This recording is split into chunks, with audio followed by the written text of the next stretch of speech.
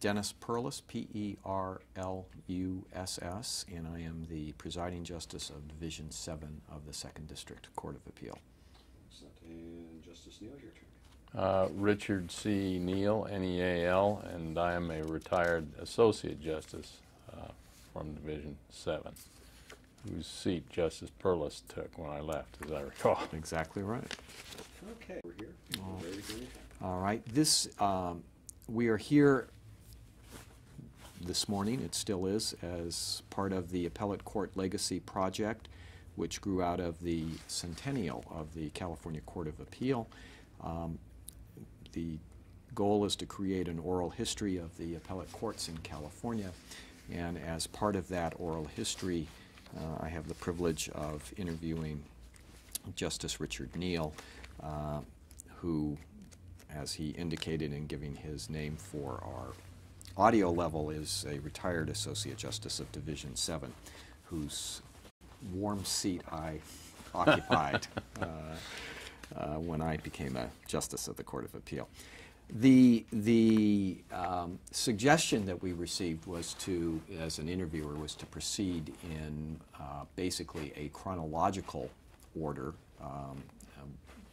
more an instruction to me than to you. You should feel free to respond in whatever way you want. But as following that direction, what I want to do is start sort of at the beginning and talk a little bit about your childhood and education and other experiences, initially leading up to the time that you became a lawyer, and then spend a little time talking about your career as a lawyer before you became a trial court judge, and then we'll proceed at that point to talk about your judicial career. So if you could you describe, I guess, the family initially that you were born into? I know it is a family that is suffused with the law. Well, it is. My father was a lawyer and law professor. He and my mother met while my father was the editor-in-chief of the Harvard Law Review in about 1940, and my mother was an Irish girl from Arlington, Massachusetts, with one of those pack your car in the Harvard Yard accents, and she was secretary to the Law Review, and so that's how they met. And she was the sweetheart of a number of people who later on proved to be glittering eminences in the law. I'm not sure I could tick off the names anymore, but Caspar Weinberger was one of that group, and a number of other notables. So it seems to me that Dad clerked for Robert Jackson after leaving law school, and then he headed west and was somehow involved, I'm not precisely sure, in the project to write the UN Charter, which I think went on in San Francisco, and Mom and Dad got married around that time, so their first, I think their first home was an apartment on Nob Hill in San Francisco.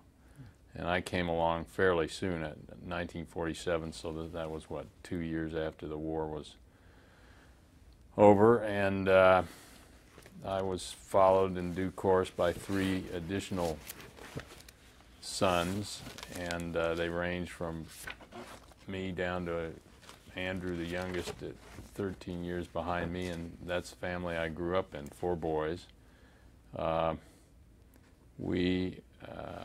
When I was young, we lived, part of it I can remember anyway, in Palo Alto. Dad was teaching at Stanford Law School for a stint from about 1950 to 1960.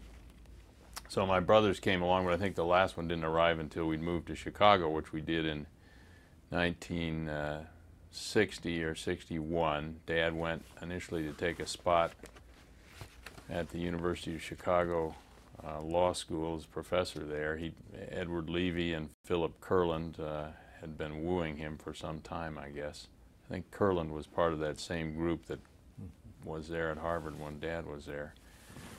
And so he moved, and within a year or two they made him dean there, and meanwhile us California kids were dragged kind of with trepidation into the south side of Chicago, where we took up quarters down in Hyde Park near the university in a, it's amazing to think now, it was I think it was a meat packer mansion. It was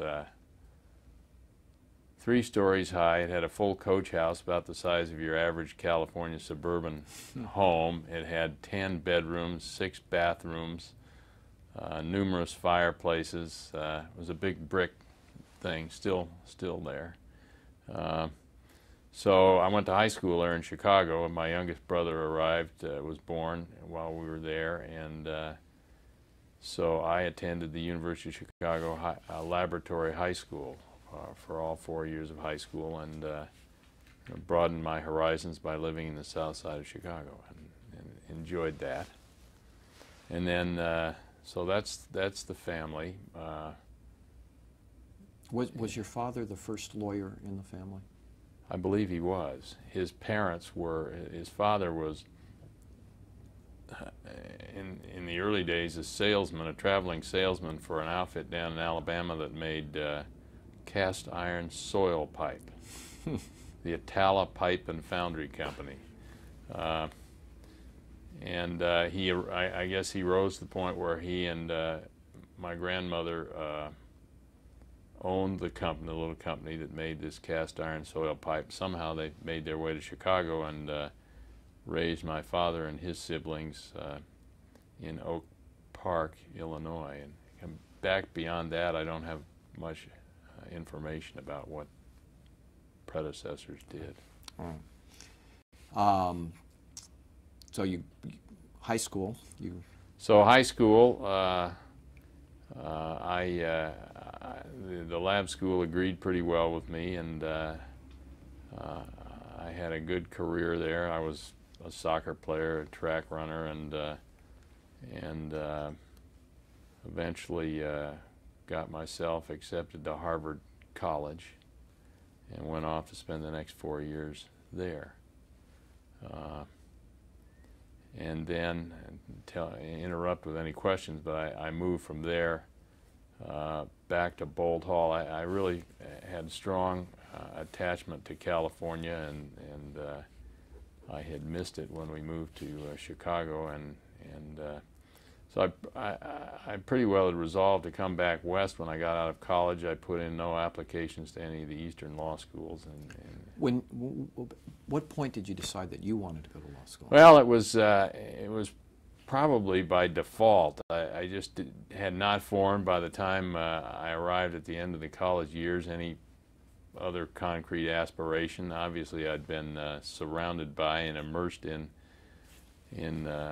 matters legal in my high school years.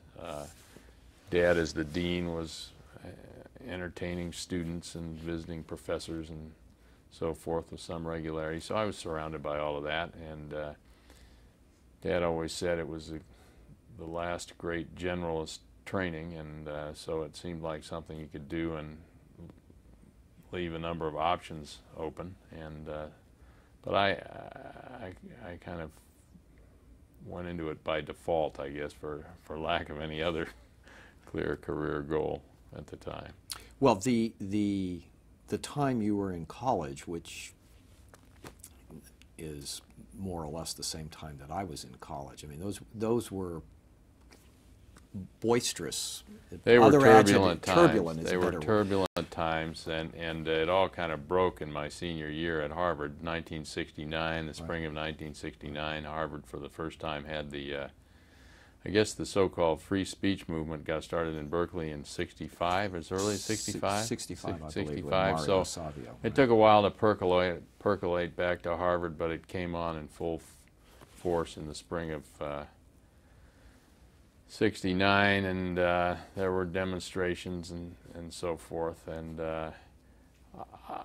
the first thing I did actually out of college was to take a teaching job at a private school in Tacoma, Washington, if you can believe that.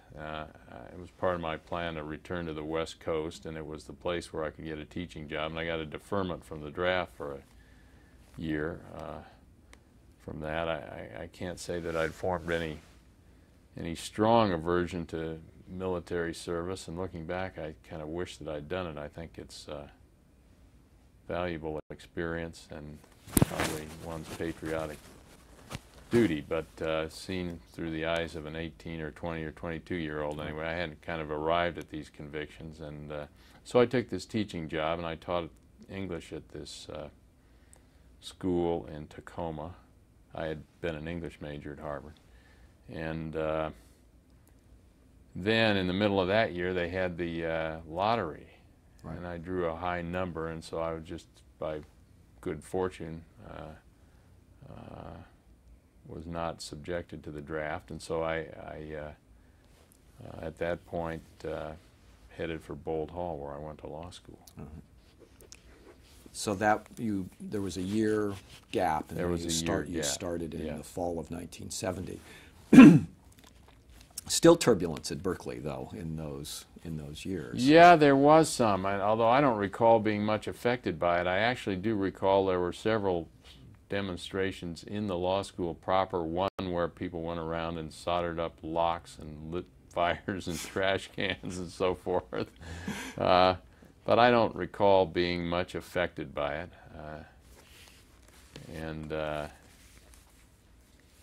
What I do recall is that law school was, I thought, considerably less fun than college was, and probably a fairly universal reaction. Did you have any professors at Bolt that you found to be particularly inspiring or significant in terms of your, at least in your early stage as a lawyer, forming who you were and what you thought?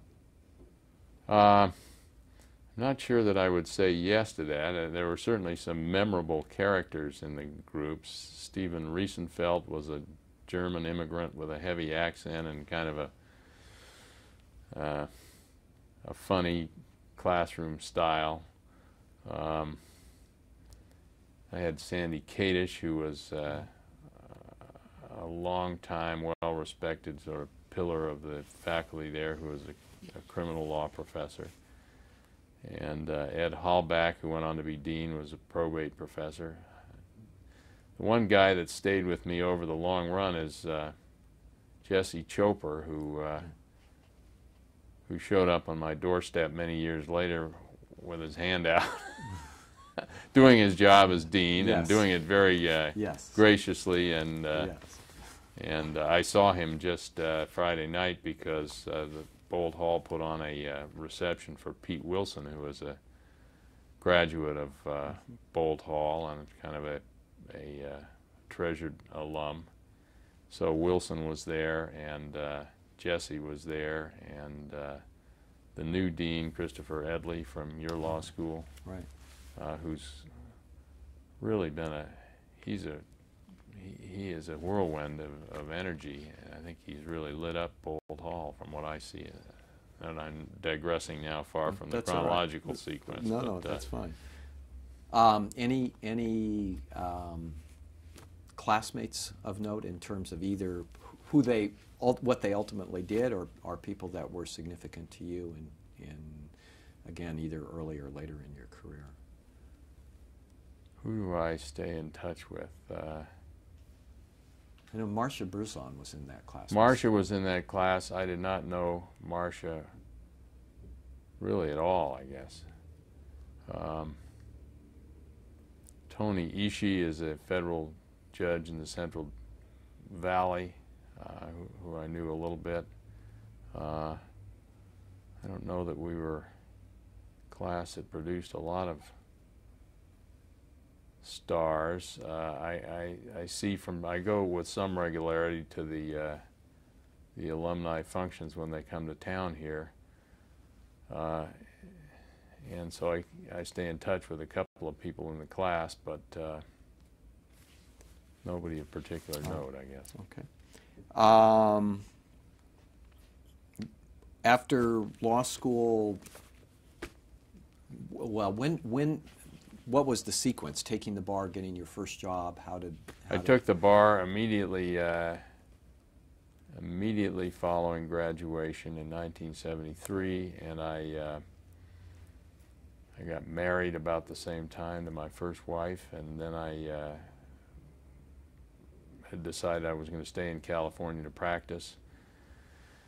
And so it was a choice, Bay Area versus Los Angeles, and I think I concluded that the opportunities were more attractive down here at the time than they were up there. So I took a job ultimately with an old firm here in town called Lawler, Felix and Hall, which is now long gone, like many of the firms that were here then. And immediately went to work as kind of a briefcase carrier for some of the senior lawyers in what was then the flavor of the year, or the period anyway, these big antitrust price-fixing class actions, of which there were many. And so I was soon down at the courthouse watching trials in the federal district court, writing briefs, and that's what I did for the first number of years in the practice, was work as a junior team member, and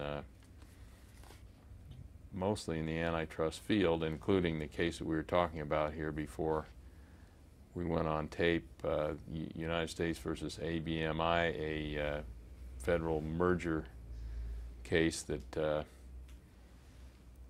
as I recall, our side got a summary judgment in the district court in front of Jesse Curtis, and there was something called the Expediting Act. This is coming back to me. I can't believe I haven't thought about the Expediting Act for the intervening time, but it allowed a direct appeal in certain cases to the U.S. Supreme Court, and this was one of them. So that was a case in which your client had taken over a smaller company, and there was a question of whether it was anti-competitive. Whether it violated what, Section 7 of the Clayton Act, right. I guess. Whether it was a merger that dampened competition. These were two building maintenance companies concerned. So, but the narrow issue that we won summary judgment on was whether or not the acquired company, I think, I can't remember whether our client was the acquired company, but anyway, whether that company was engaged in interstate commerce, because the statute required that the company be engaged in interstate commerce to apply. And so we persuaded Judge Curtis that our guys were just a bunch of janitors pushing brooms around in Los Angeles and had nothing to do with interstate commerce. And so that the government took that up to the United States Supreme Court, and I did a lot of work helping get the brief together, including rummaging through volumes of dusty legislative history to try to find some pronouncements about whether the drafters of this legislation, Section 7 of the Clayton Act, or whatever subpart of it was involved, had thought about and spoken about whether this extended beyond interstate commerce to local commerce. And I dug up a pearl or two, as I recall. I don't know how important they were in the outcome, but I thought they were pretty important at the time. And we won the case, and I got to go back to Washington. Marcus Matson was the senior fellow in the firm at the time, and he had been prominent in the electrical industry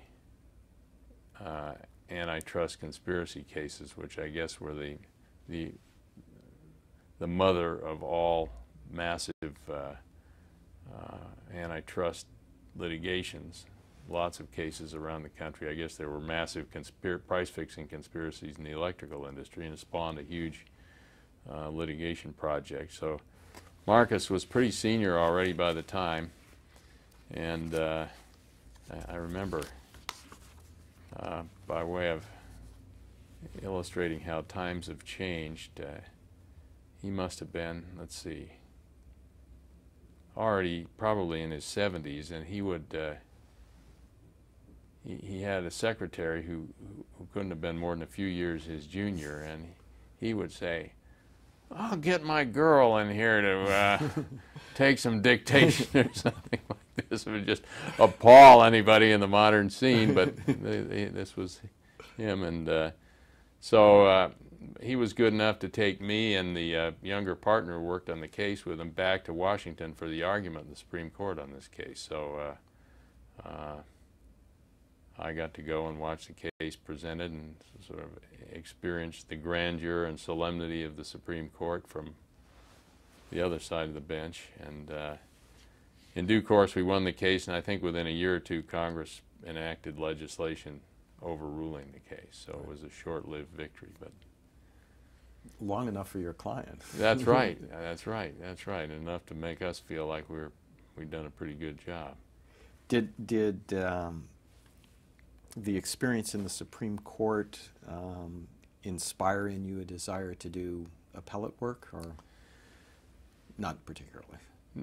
Not necessarily, although over the years I would say I did a reasonable amount of it. In our practice anyway, we tended to handle the appeals ourselves from the stuff that we handled in the trial court. I don't know whether the firms that we now think of as preeminent specialists in appellate work who appear in this court here and who are very good and very specialized, where they were in terms of their evolution formation back in those days, but we tended to do our own, so I did a reasonable amount of it over the years, both in the state and federal courts. Did you enjoy the appellate work more than the trial court, or? I guess yes. In one sense, over the long pull, I concluded I was more of a law guy and a brief guy than a trial guy. I tried some jury trials with mixed results, but I reached the conclusion it was not really my forte, standing in front of a jury. Maybe I didn't have the right common touch, but anyway, so I guess I evolved towards the view that I was better suited to be an appellate lawyer or a law and motion lawyer or a litigation lawyer than a trial lawyer, and ultimately I guess that had something to do with the decision to move to the bench when I got to that 20 years or so down the road. I had tried a couple of substantial jury cases for Litton Industries, including one that became known pretty well as the Applied versus Litton. It's the case involving interference with contract, oft cited around now, and lost both of those at the trial level, and not necessarily, I don't think, because of bad lawyering, but nonetheless, the experience in those cases convinced me that this was not my gift, and about that time, not sure how the thought of a judicial position got on the table, and so I pursued it and landed in the LA Superior Court in 1992. Now, if we've skipped too quickly over the practice part of this, well, not necessarily too quickly, but any other particularly significant cases that you worked on, or perhaps even more importantly, people that you got to know during the time, that 20 years that you spent as a lawyer in Los Angeles, entire time in Los Angeles. Entire time in Los Angeles. The firm went through, or you and the firm both went through some changes. The firm actually didn't change very much from the time that I started to the time that I left. Let's see, its major changes occurred soon after I left, but it was pretty much the same firm that I started with when I left in the mid-'80s. I didn't mention to take, I moved to a second firm. I had concluded that, rightly or wrongly, that the old guard in my original firm, the Lawler firm, was there for a while yet. I wasn't going to get opportunities to be the, I'd become a partner at a year, whatever, I've forgotten. Now let's see. But in any event, there was a well-entrenched layer of lawyers who were older, who owned and ran the firm, but weren't old enough to be likely to retire anytime soon. And so I made a decision at some point to try and find an opportunity where I could be the senior guy in the case. Probably not an untypical experience.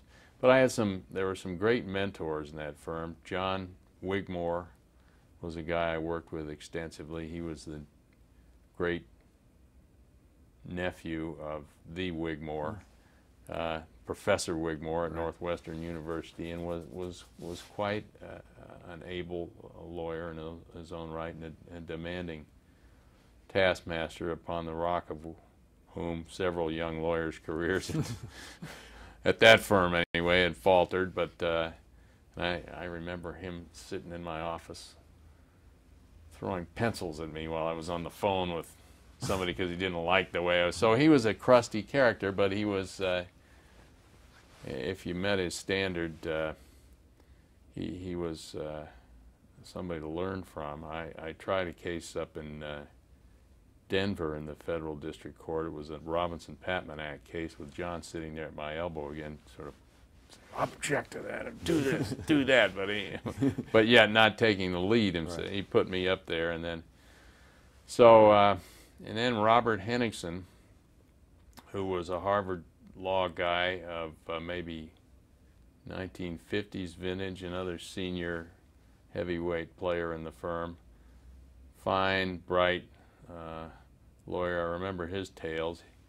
He was Jewish, and he came to Los Angeles whenever it was, in the 50s, I guess. And he had a very strong bond of loyalty to this law firm, Lawler, Felix and Hall, and apparently the reason for it was because he walked the streets of Los Angeles, and they were not hiring Jews. And Oscar Lawler hired him, and he was forever grateful for that, and repaid it with a strong loyalty to the firm. He ended up being the managing partner about the time I departed, and I remember telling him I was leaving was a hard task, because I had great respect for him. I'd worked with him. He was very smart and straight as an arrow, but kind of crusty. But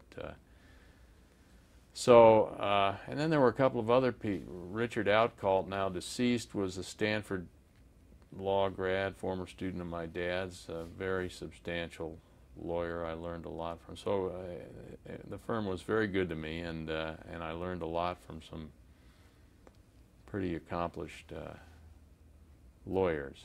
And so what brought about its demise? There were a number of groups that peeled off, and soon after I went, a group went to Pillsbury, Madison, and Sutro, and the firm dwindled. It got acquired by Arter and Haddon. I ended up with another firm called Pettit and Martin. I spent about 7 years there, and I did indeed have some of the opportunities that I looked for, including trying these two cases for Litton Industries. I represented the Ritz-Carlton Hotel people in a major dispute over the construction of their Marina del Rey hotel. It was a dispute with the general contractor, which went through a full-blown arbitration. I represented Four Seasons hotels in a dispute down over the Newport Beach Hotel. So I had some.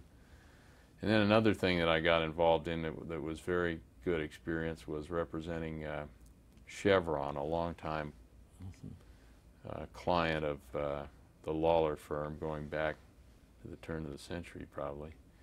And they had a steady diet of smaller stuff that produced opportunities for, and I say smaller, they were tort cases that produced opportunities for trial experience. I flew out to oil rigs and learned about the maritime laws a little bit, and so that was some fun stuff. Well, how was it that you began to think about the bench? And well, it was in part motivated, I think, by this conclusion that that I was not necessarily suited or at my strongest as a fellow in front of a jury. And of course, though now from my perspective, 35 years into this business, I appreciate that that is probably true of a large part of the people who practice in the litigation arena, and shouldn't have disqualified me. I say most of us feel, if we are honest, feel that way. But nonetheless, I had conceived that that was an important part of being a lawyer. My younger brother Steve is an exceptionally gifted and successful jury trial lawyer who tries the big big commercial cases and prominent cases to juries and as extreme. So I guess I viewed it as a reason anyway to consider some turn in my career. And of course, at the same time, I felt I had a lot of experience, hard-won experience, and reasonable intelligence, and some qualities that would be well suited to the bench. And so it seemed like a good thing to do. And I'm sure I was influenced by several people. The one that stands out is Paul Boland, who we lost, as you know, recently. He had an influence on a lot of lawyers around town. I was one of them. I think he was one of the people that sort of pushed me along the way towards pursuing the judgeship. Anyway, when I got up there, of course, I found that I loved it, and it was a fit. It was a fit. I started out over in the criminal court, which is typical enough, and I got sent to the CCB, Central Criminal Courts, and this was 1992, early 1992. I don't think maybe I'd set foot in that building once in my career as a journeyman courts lawyer in town, and so it was with some trepidation that I landed over there. I spent maybe a week with Lorna Parnell as my, well, first of all, I should mention that Lance Ito was running a little school for the new incoming class of judges, which in my case included Bill McLaughlin, who's now the PJ over here, terrific guy, and Bob O'Neill and Victor Person and Tom Stoll. I can't quite say his name. Silver-haired guy who ended up presiding in Pasadena, and one or two others. So we had a little class there that Lance ran us through for a week, and then they assigned us to a mentor. So I remember sitting there on the bench, actually side by side with Lorna Parnell, who took me under her wing for a week or two, and then into the pool you go, and you're sitting up there in the criminal court where you've never practiced, kind of wondering how am I going to do this. But I made the adjustment pretty quickly. There was this wonderful custom over there that helped somebody in my circumstances, which was that the courtroom deputies, the prosecutor and the public defender, would approach the bench and have a little off-the-record discussion with you about things.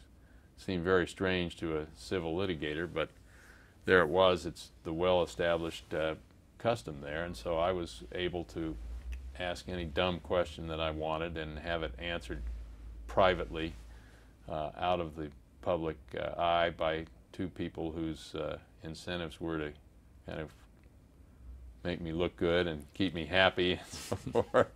They wanted to get along with me, and of course, if you've practiced as I did in a civil practice where you were used to going to a different state or a different tribunal and reading the rules, it was not all that daunting to go into the criminal court and start to read the rules and read some of the cases, and you got up to speed fairly quickly. And came to realize fairly early on that the lawyers, and particularly the defense lawyers, loved to get somebody like me in there who had not been a prosecutor. I came in as one of the early Wilson appointees, and Duke Majan had appointed a lot of prosecutors to the bench, and I think the criminal defense bar in particular, was frustrated that they were trying all their cases in front of prosecutors. They found, here's somebody that'll listen at least to what we have to say, and maybe even read something we asked them to read. So it turned out to be a great experience, and it was one murder trial after another. Everything else seemed to settle, so you were trying, you felt like you were dealing with some matters of consequence, and it was interesting and challenging. And How long did you sit in the criminal court assignment? Well, I was only there for a year. I had just been reassigned for another year, and at the time Bob Milano was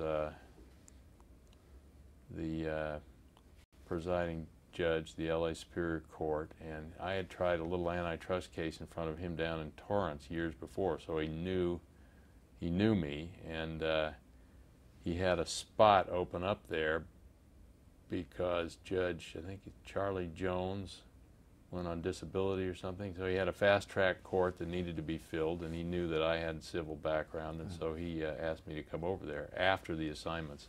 I was all set to go back to the criminal courts for another year, and so I made the switch, and I'll interrupt just to say, Yeah, I don't yeah. know if you remember, but I actually was on a panel. I do remember that. And when you divulged that you were a member of the ACLU, or Right. you were the first challenge, as I recall. That's right. That's right.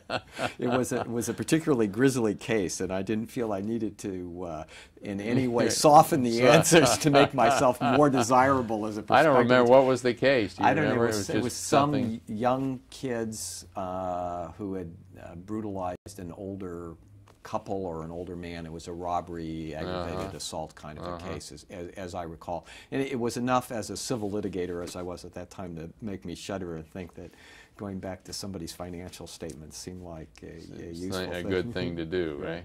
Right. But well, I do remember that. Yeah. I do remember that. That was, I was trying to recall my encounters with you. The other one was over there in Department 22, where I ended up, where there was an entertainment industry case with a colorful plaintiff's lawyer who I probably Joe Yanni. Joe Yanni, And yes. his client was a fellow named Daguerre, Philip Daguerre, who was actually a very successful writer, producer type. It's just that this particular show didn't go well. And you were representing Columbia, or? No, I was representing the Ziffren law firm, who had been his lawyers, and he had sued them for malpractice. Okay. And Columbia was involved in the case, and CBS. All three of us were defendants on different theories in the lawsuit. So we had a number of mandatory settlement conference sessions in chambers there, I recall, and we all kind of sat patiently while Mr. Yanni paraded before us, and with a ponytail. With his ponytail. Right. That's right. The interesting sequel to that story was that Eileen O'Brien, who was my research attorney there in Department 22, very bright, energetic young woman who I think is now working for the AG and maybe is in this building, but she made the mistake of she fell under Yanni's sway and went to work for him for a while after she left the court, I think to her eternal Well, my follow-up to that story is that after we resolved that, and Joe Yanni, I think, is the only lawyer who's ever threatened to punch me out for something that I said that he felt was not an acceptable position to be taking. But his client, Daguerre, was involved in something, and there was an appellate matter, and he referred the case to me. Now, I had a conflict, so I was unable to do it, but I thought, well, gee, maybe we got along better than I realized we were getting along. Yanni referred the case to you. Yanni referred the case to me. Yeah, so he obviously thought well of you, whatever. All right, but in any event, so you went over to Department 22, right? Yes. And you were there, I guess, for what? Pretty much the duration of my time on the Superior Court. That carried me from, let's say, 93 up to 97. And I think those were probably the best. Of course, I say this without the benefit of any other experience but the criminal experience, but I formed the conclusion that those were probably the best assignments in the Superior Court. Downtown, you get the most interesting and substantial of the caseload in the court, and you get to handle them from start to finish, so you're in charge.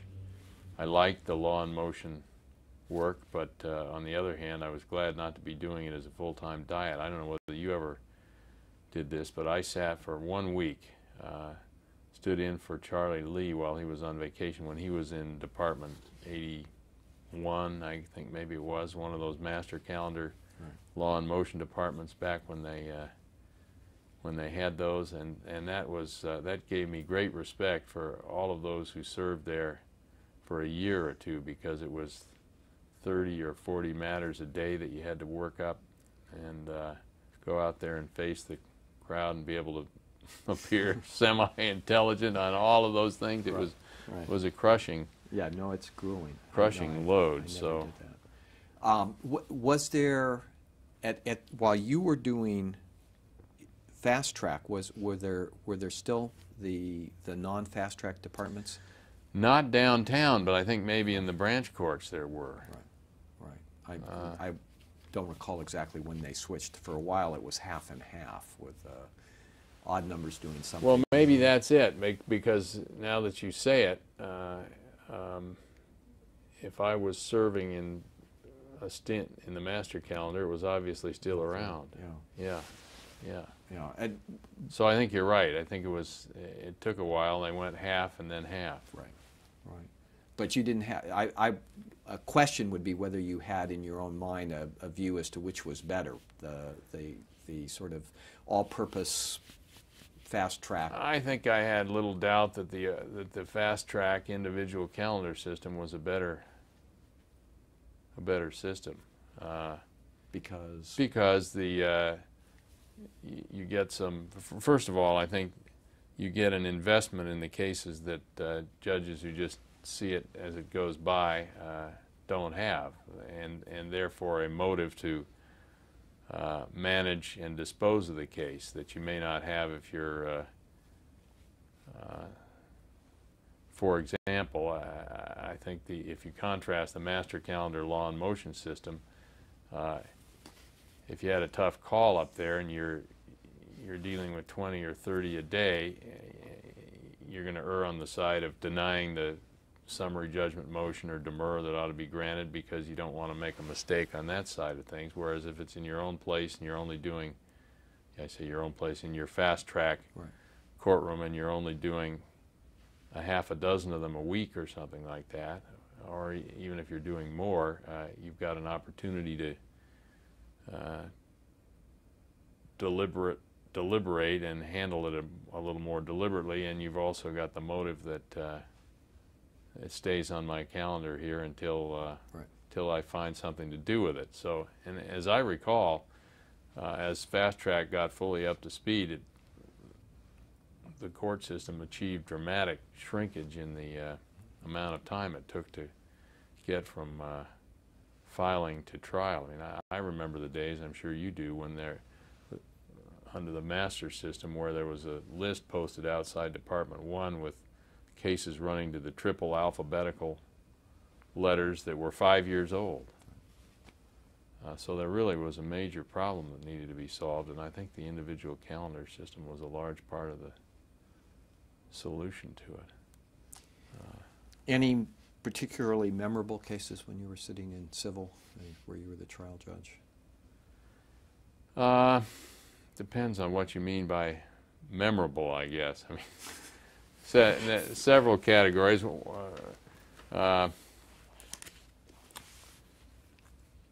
One case is memorable because it involved events that are memorable to Angelenos in general. Remember the O.J. Simpson's white Bronco Right. that he fled in shortly before he was, I guess, arrested and charged with the murders. That Bronco became the object of a little commercial dispute that was tried in a court trial in front of me. That's fun. So that was sort of fun. Another case that stands out because of the kind of hammer and tongs battle I had with the plaintiff's lawyer, who shall remain nameless. But somehow, at the very beginning of this case, we got crosswise, and he set out to sabotage the proceedings, basically, to cause a mistrial.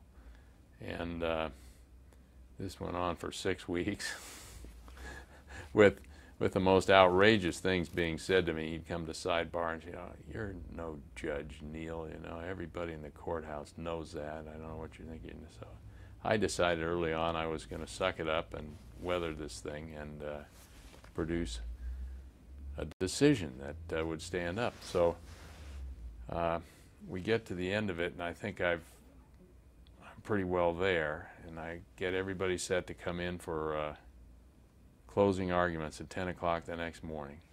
About 9 o'clock the following morning, I get a call from somebody in this guy's office saying, "I'm sorry, Mr. X won't be there for the closing arguments. His brother has just come down very ill and is in the hospital and he's off seeing him." Well, fortunately, there had been another fairly senior lawyer there with him, so I said, "Get him in here." So he showed up at 1 and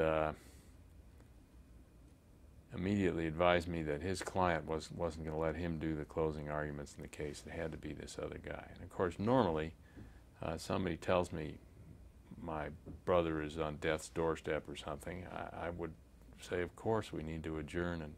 But I knew this guy was not to be relied on. So I finally told the other lawyer and the client, "You've got a choice here. You're going to go to the closing argument on this case with Mr. Smith, the co-counsel, who's been here through the case, who's got as much experience and years as the other guy and can do a fine job, or you're going to put the case to the jury without a closing argument. And I'll tell them that you've elected to do that and they're not to hold it against you, but those are your choices." So they were stubborn, and so I submitted this case to the jury without a presentation by the plaintiff. And if I told you a few, I give you a thumbnail of the facts. It was a bad faith claim involving some insurance on an automobile, just property damage insurance. There was no personal injury involved, so it was just the cost of the automobile. The evidence showed that basically that the son of the insured had taken this out to a remote area and with cans of gasoline in it and prepared to set it on fire before he was caught. It's all kind of a little dim in my recollection, but they were outrageous facts. And so the jury came back in about half an hour with a defense verdict. And then I waited anxiously for a year or two, but the Court of Appeal did the right thing. And later in post-trial proceedings, it became apparent that my instinct was right, that this guy's brother was not in the hospital on death's doorstep. And so I don't know whether that's the kind of thing that should stand out in your recollection from your portfolio of cases, but hard not to. I tended to view them. Every case is kind of an interesting problem to be solved. Every case has got some human interest and something to challenge you and something to make it interesting. And beyond that, I don't think I had any cases that were of earth-shaking public interest or anything like that. It was just the usual work that comes along in one of those departments. Do you have any view, either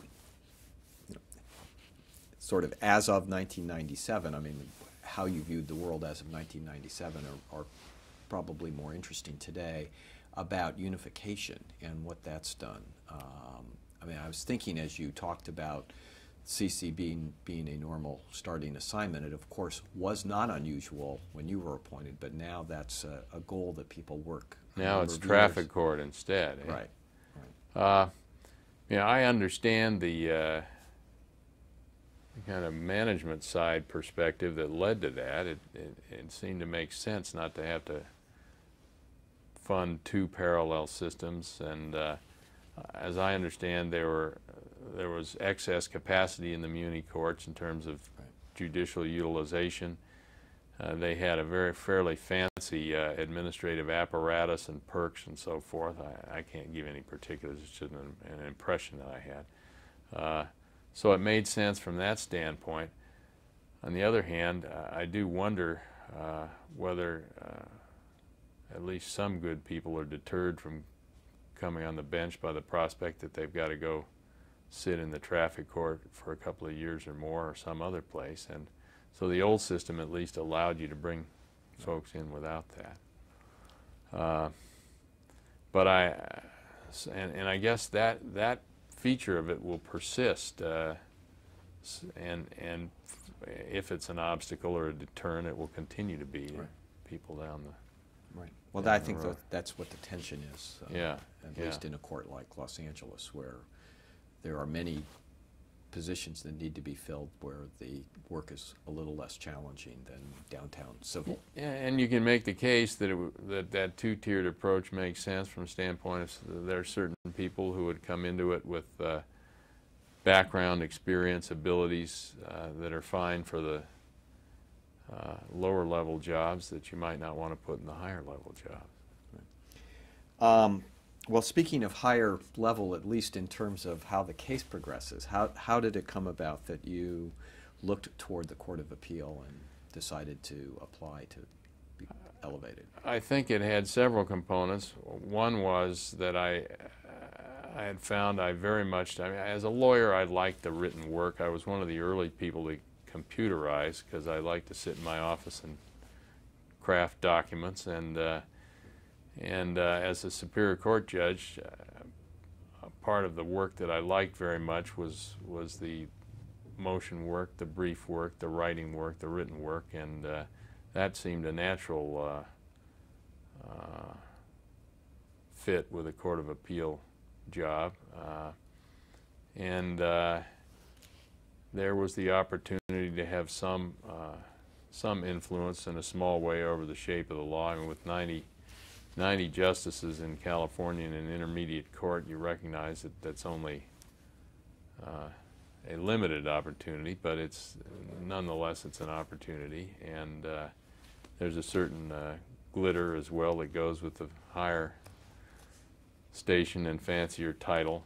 When I told my father I was had an application in, and he said, "Oh, don't do that. You don't want to do that. You want to stay on the trial court." I think Judge Wazansky back in Massachusetts always proudly said that he turned down the Court of Appeal, and in a way, Dad was prescient because as I was talking with you before we went on camera here, I ended up getting a little restless in the appellate work because I missed the kind of press of bodies in the Superior Court and the human contact, daily contact with a wide range of people that go with both the practice and the trial court that really is missing here in these quiet halls. And I have found, as having returned to the private world in that hurly-burly, that absolutely I like it. I understand why I missed it. It was the right move for me to make, much as I still enjoy the crafting of awards, is what I write mostly now, awards and orders. I like that part of it, but as a full-time diet, it wasn't the right match for my temperament. That said, I worked through the book that was provided to me by the AOC, I guess, and Right. had great fun going back and reading the published opinions a little bit selectively that I had done, and reliving a little bit the pleasure of putting those together, and so I certainly the Court of Appeal experience was by no means one-sidedly negative. Well, I want to talk to you. Let me just inquire. It seems like we've been going about an hour, and maybe we. About how long was it between the time that you first applied and when you were appointed? Was that a fast process? No, it was probably several years.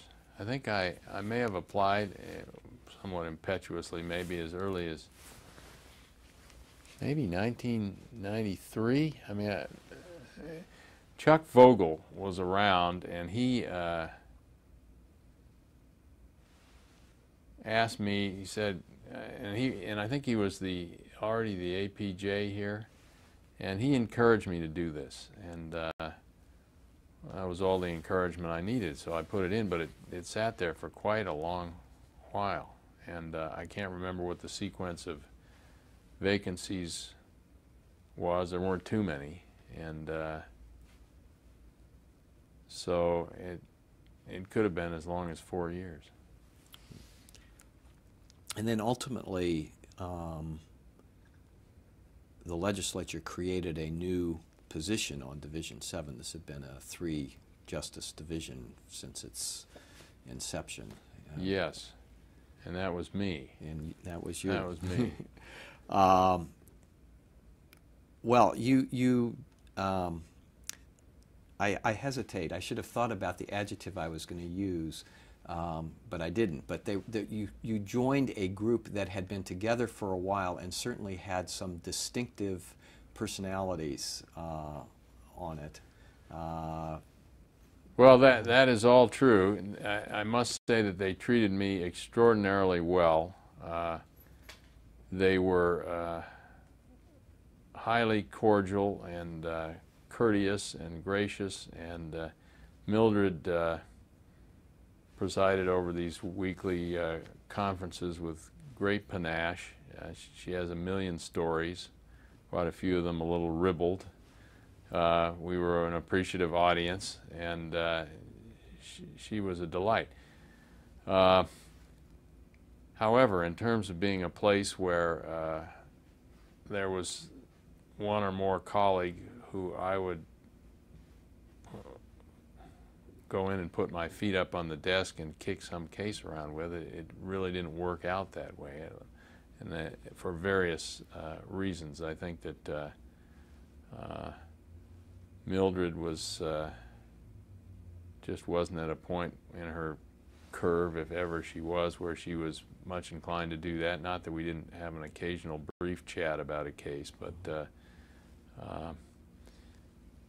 it's not Fred's mode, and Earl was somewhat on the shy side, and for whatever reasons that didn't develop. I can imagine that with some other folks, if I'd been teamed up with them, I might have Paul Boland, for example, I knew pretty well and for a long time, and I have no doubt that if I'd been matched up with him, there'd have been a lot more give and take about cases in my life than there was. Well, did that take place in writing, or it just didn't take place at all? The interchange as you were Well, it working? took place a little bit in writing. To some degree, it didn't take place at all. I mean, I guess to the extent it did take place in writing, it took place mostly in writing. There was a little bit of it, but it wasn't by any stretch what you could imagine as and you may have with your colleagues here now, and I certainly am aware that others have it, where you'd have kind of a rich, open exchange about lots of cases. That just didn't really go on.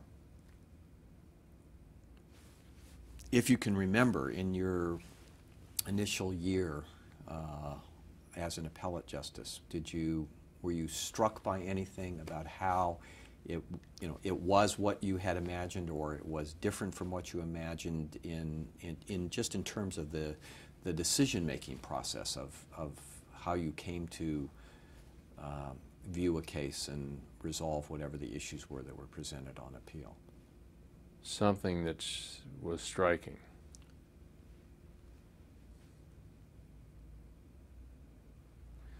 Other than perhaps the lack of sort of a collective decision-making, which is what I heard you say. Yeah, which I think is true.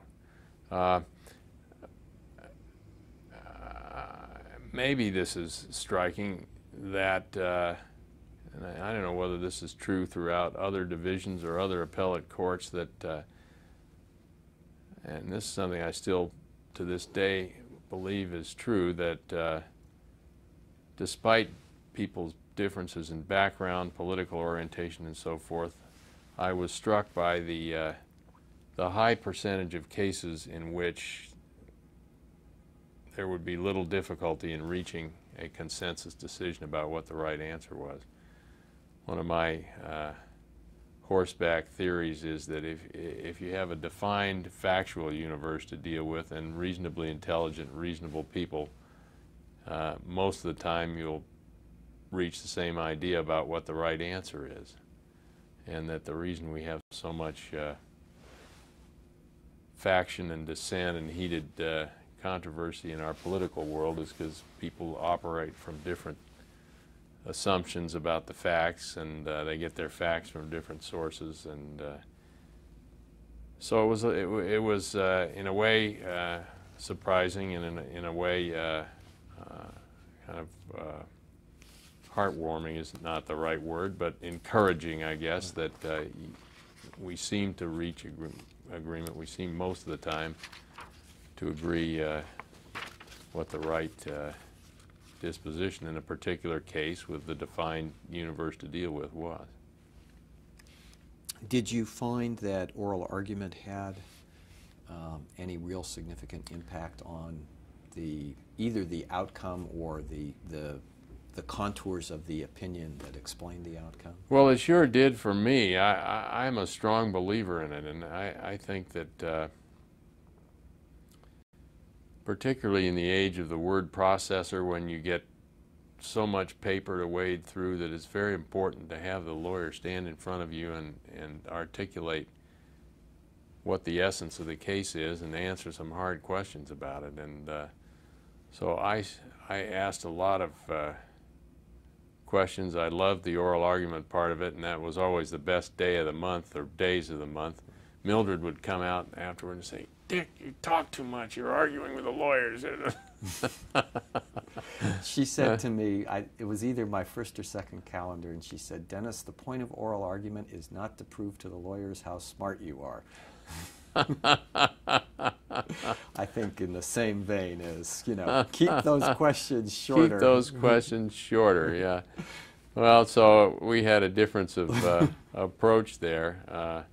But that was the part of it that I liked, enjoyed the best overall, I guess. Do you have any thoughts about the impact of the whole front-loading process and its relationship to oral argument? It has seemed to me, to share my bias, is that oral argument would have a greater impact if we didn't take the bench with what is effectively a fairly final draft, subject to revision, but a fairly final draft of the opinion already done. Well, I agree with that.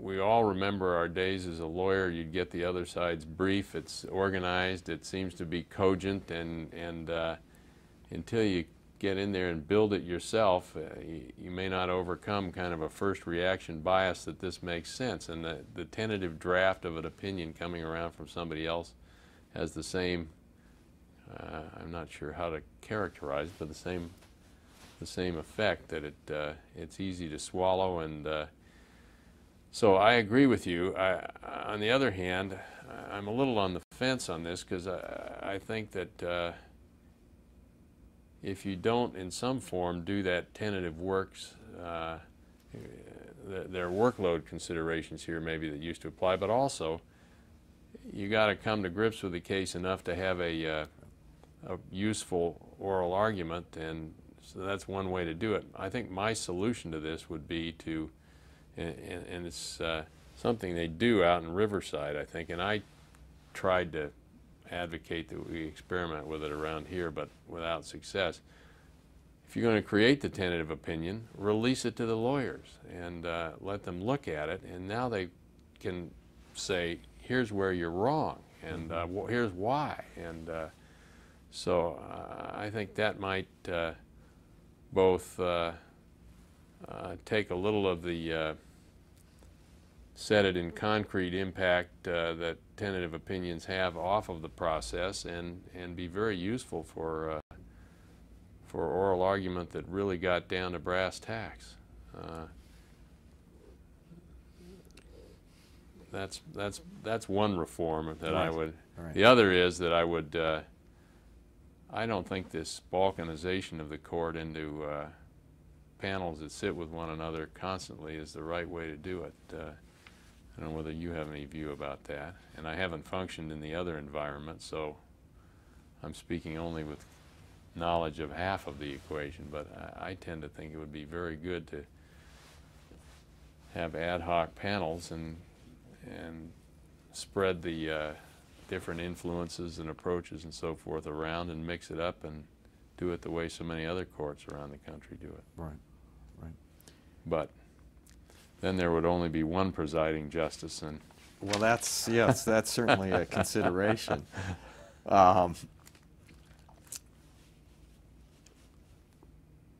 What about the impact of dissents? What is your view of the value of, and the impact is maybe too loaded a word, but what you did on occasion, as we all do, write dissenting opinions. What type of, was it simply that you disagreed? Was there some other threshold that had to be met before? there was some other threshold. I'm not sure what it was. It had to be a case that I thought was in some respect unusual, I guess. I'm not sure I could articulate a set of criteria that I would go through consciously, but I didn't. I counted them up this morning. I think I wrote, what, 5 out of perhaps 500 over the span of 4.5 years, so I was pretty sparing about it. And I think overall you'd prefer to have a unanimous decision, and if there isn't some peculiar reason to dissent, I tried not to do it. So that was my mindset.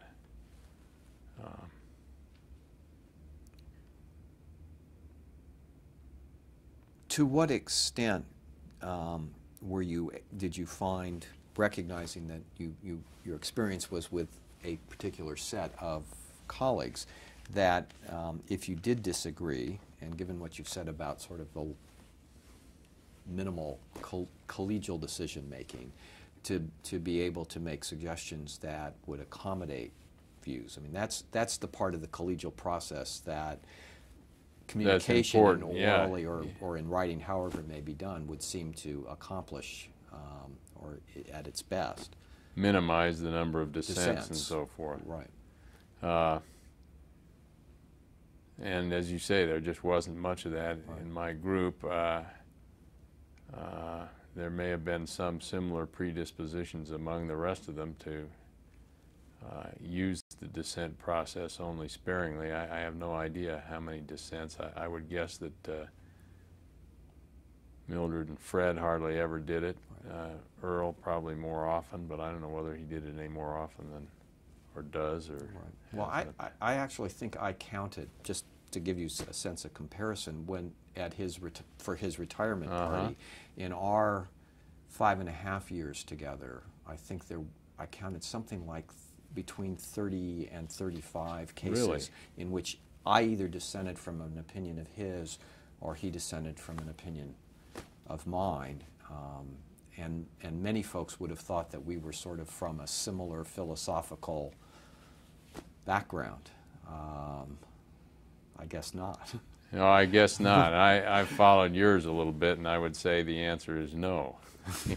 In some ways, anyway. I'm not going to use the word memorable, because as you pointed out, it can have different meanings. But what are a couple of the most significant cases from your perspective that you authored while you were here? Well, I guess I put at the top of the list that Cruz Home Depot case. I think it's right at the top of the list of cases in the book, and it is a case that attempted to define what a managing agent for purposes of punitive damage Yes. responsibility is. It was kind of surprising to me when I confronted it that there wasn't some case law addressing it already, but there wasn't, and so that's one. I think the Selzer case, in which I dissented, that was a case involving a species of liability that's gained currency, or had at the time, for criminal conduct on the premises of your, name it, campus. In this case, it was an apartment complex, And you had, as I'm not sure how well I developed in my opinion what the facts were. Let's see, fairly well. A rape that went on in an apartment complex, and the question was whether the apartment complex owners were responsible for the rape because they hadn't done sufficient security. And it's always seemed to me somewhat problematic to make people responsible for the criminal conduct of others on your property, and this was an opportunity to address that, and the Supreme Court took it up and I think came down my way, although when I looked it up this morning it was a 4-3 decision, so Right. It's clearly one that reasonable people can disagree about. So there was that one.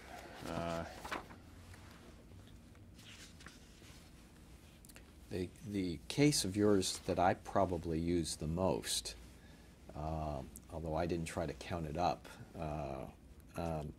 in my own writing, is Kelly versus Trunk, which was a case about the significance of an expert witness declaration. Funny you should say that, because I see that come up with some regularity too at the ground level in the arbitration practice. It surprised me how often people will come in with an expert declaration that doesn't set out the basis for an opinion and try to hang their hat on that. Right. And I guess I've seen it mainly in the medical negligence field. Have you seen it elsewhere? Also in the whole spate of Northridge earthquake cases that we get declarations that from somebody saying this damage, which I'm looking at in 2003, was the result of the earthquake 9 years before, without any explanation as to how they come to that conclusion and how they distinguish between this type of damage and a different type of damage and all. And actually the question has the most recent and I think probably most visible use that I made of it is where the trial court, for whatever reason, doesn't rule. There's an objection to the admissibility of the declaration. The trial court doesn't rule.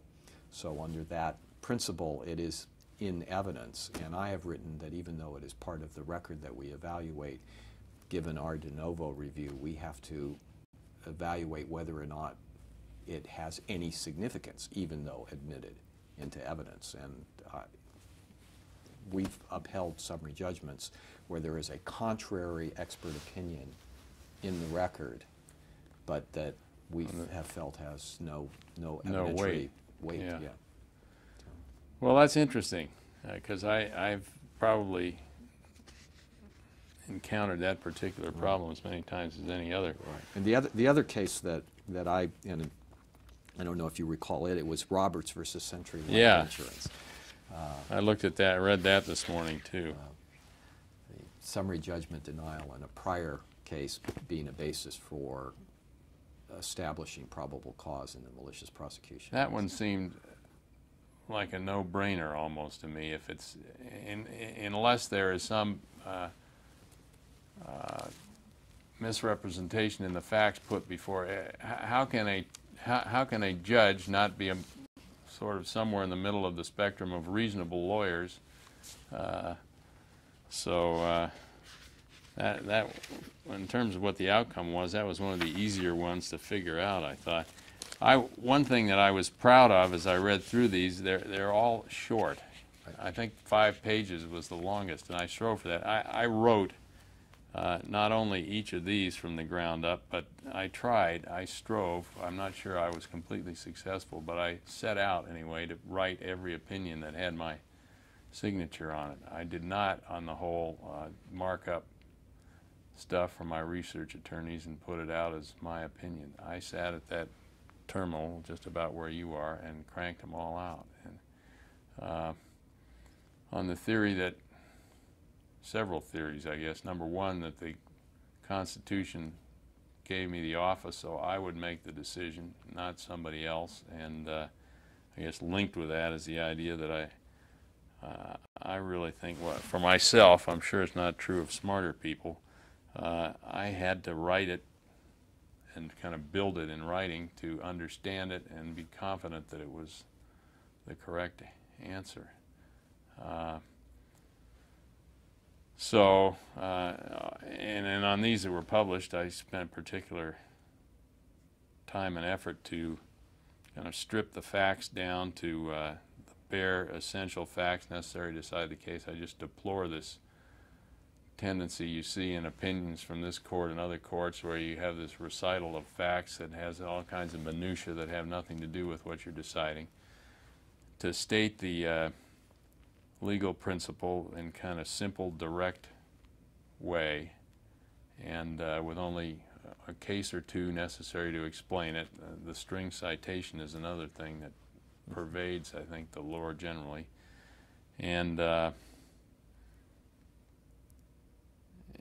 then to, as appropriate, and often it was appropriate, I think, to give a little explanation of what the what you think the policy is and why it's served by the result as well.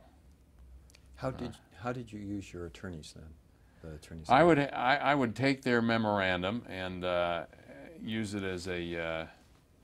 I'm sure this was frustrating to them because they're all bright, thoughtful people, but they would give me a proposed opinion, and I would read it, use it as a resource, but set it aside and just write it myself. And that seemed to work as a process. It was occasionally somewhat daunting to try and get through 12 of them in the space of a month. But so much stuff is generated. I think it's a service to the lawyers to be able to pick up an opinion and read in 3 or 4 pages and not have to wade through the way you do with so many things you see these days and try to find what the essence of it is. I got a little bit involved, not formally, but just in the battle of letters with this debate about whether, which I'm sure you're aware of. In fact, I think at some point I sent you an email. Alex Kaczynski was querying me about it because he was fighting the battle. Right. I don't think it makes any sense to publish all of the opinions of the appellate courts in California, which generate, I think, what the Supreme Court generates 100 civil opinions a year, and there are 12 or 1,300 opinions a year emanating from the Court of Appeal. I may be losing touch with the statistics, but anyway, the proposal to publish them all would increase tenfold the amount of stuff out there that you have to deal with. You know, as I do from serving around here, what the uneven quality of a lot of it is, particularly if it hasn't been singled out to be pruned and polished to be published. And it would result in a world where there was something out there for everybody. You'd find a case to support any jackass proposition that that anyone puts forth, and meanwhile the poor lawyer would have to cull through 10 times as much stuff in a world where there's already so much to cull through. So forgotten how I got off on that tangent, but it makes brevity a virtue. My father early on collected a pile of Posner opinions. Dad's always says Posner's the best common law judge we have in the country, and so he sent me a bunch of those slip opinions, and I had them on my desk, and they were a great kind of bit of guidance as one sat to write your own opinions as to what a good appellate opinion might look like. So these read all right, reading back through them. I think they stand up quite well. The commercial code cases were kind of fun, so there are a number of those in here. And then there are just a lot of instances where you ask which one stands out. There are lots of little things that need an answer that don't have any earth-shaking significance, but nonetheless need a resolution or an answer. There was that Belton case that the Supreme Court took. It just involved the statute of limitations for incarcerated criminals, not something of huge interest to the world, but there was a question mark there, and So it's fun to work through, see what the right answer is. And Were you, or do you remain surprised at how many issues, after all of these years, still have questions attached to them? I mean, you know, new statutes raise new issues, but sort of in the common law, there, for example, the liability of a property owner for criminal conduct on property, those were issues that really hadn't been decided, or the summary judgment point, the malicious prosecution, Yeah. Robert's point. Why, Yeah. why hadn't that been answered? Actually, I think it had been answered, but answered the other way. Well,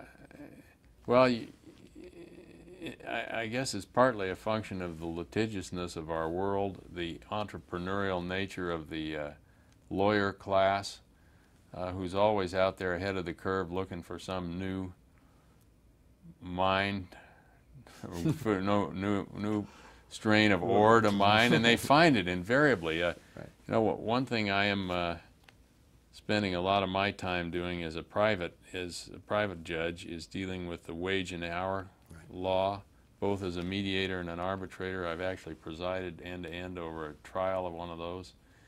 And I think those laws have been around for quite a while, but at some point some enterprising lawyers said, hey, here's a law that hasn't really been worked out, and they went to work, and it's a big deal. It's cost industry billions of dollars, I'm sure, and returned a sizable slice of that to the people prosecuting and defending the cases, and now as issues get resolved, they'll be finding new sub-issues to, you know, we went from wage and hour to the meal and break business. I don't think you wrote one of the principal opinions on that issue, whether the hours compensation is. I thought that was a no-brainer. I thought that was clearly a penalty, and you looked at where it is in the section and the standard that says, do you measure it by the actual amount of work and so forth, and there was a footnote in one of your decisions which I thought was absolutely right. I was flabbergasted when the when the Supreme Court came out the other way. Right. Well, I thought it was worth about a footnote in the opinion. So, anyway, and you're right. I mean, with this wall full of codes, I used to look up at that, and it's small wonder that there are new issues to be found. And the wall full keeps growing, I think. Right. I don't even keep them all on my wall anymore. Not sure I think it's the way to run a society, but on the other hand, I also believe in democracy, and the people have the right to go down any foolhardy path they want to go down. It is appalling to me that we spend half of every year, I've forgotten what organization it is, has Tax Independence Day every year, and they kind of add up the taxes plus the regulatory costs, and then they tell you, well, as of July 17th, you're now starting to work for yourself. So, but nonetheless, we still have the laboratory of the states. Was it Brandeis? I think that's Brandeis. So whatever foolhardy things we try here in California, they can try some other foolhardy thing in another state, and hopefully we learn by the experience. Well, you mentioned a short while ago that there was a sense of lack of interpersonal contact that helped prompt you to leave, because you obviously left well, with many more years of productive lawyering or judging left. Tell me a little bit about that decision, if you will. Well, it was kind of one part finances and one part this other thing that you just mentioned. My wife, Barbara, who you know,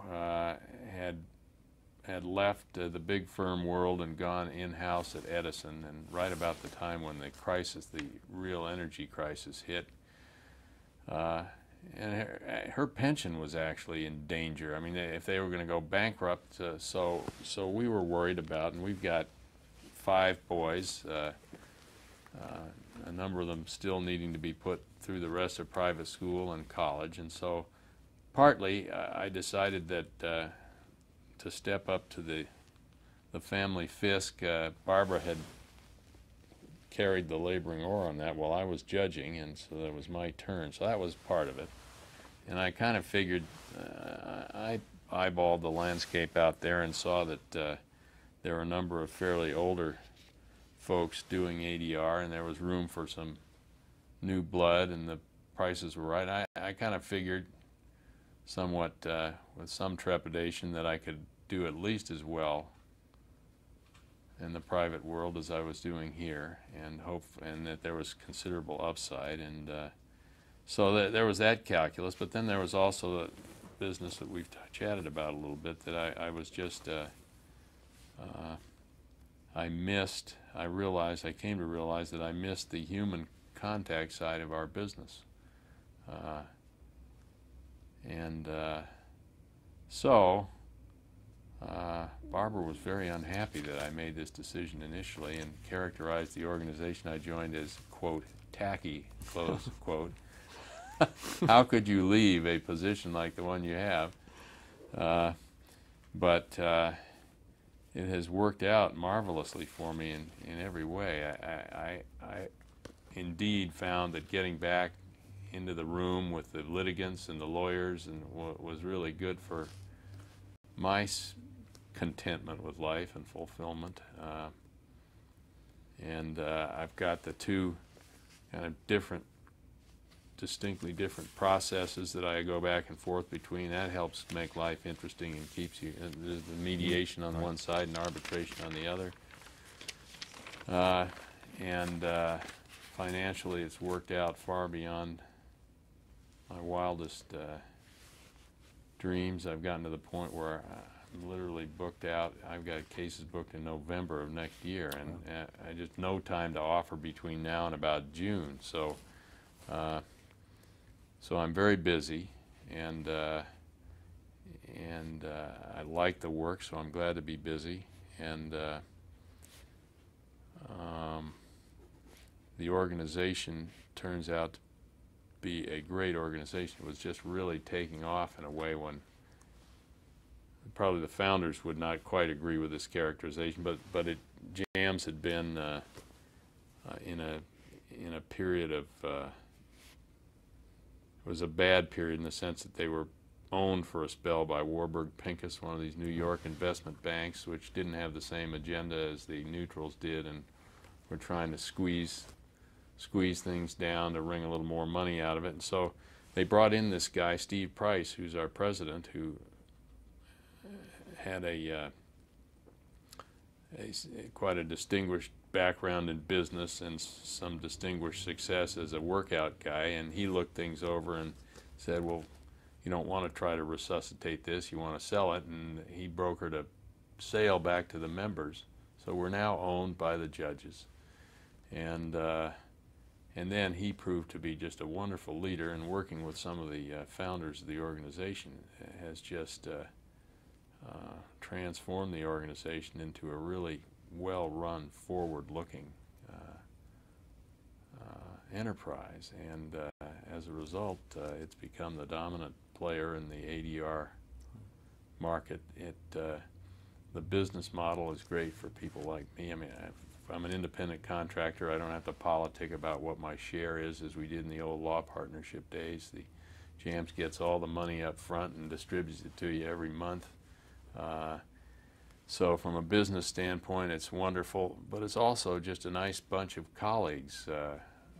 On any given day over there in the panel lounge in LA, it's Diane Wayne, Chuck Vogel, Keith Wizzett, not all at once, but right. Dick Teresian is there recently. The former chief puts in an occasional guest appearance. Malcolm Lucas is there. Ed Pinelli is there.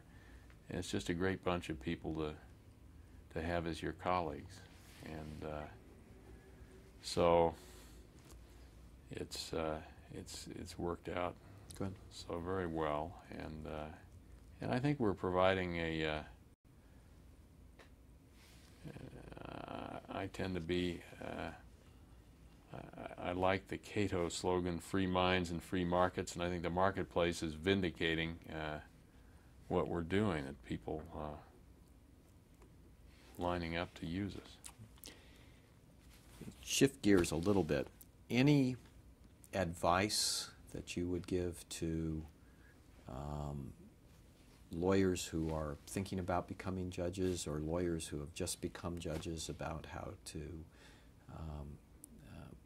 both enjoy their position and to function as best they can in the position? Advice to lawyers, eh? Well, or to new judges. Or to new judges.